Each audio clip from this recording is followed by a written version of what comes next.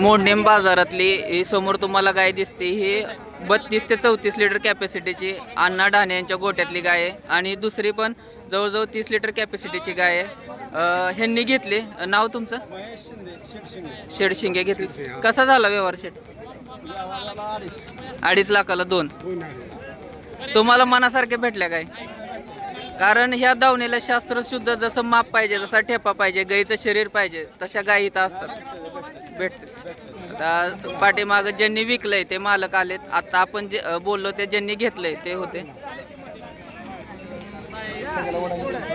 अण्णा 2च गाय आणल्या होत्या आणि दोन्ही गायी चेअरमननी स्वतः त्यांच्या गोट्यामध्ये टाकलेत. काय सांगाल? खात्रीच्या गाय होत्या.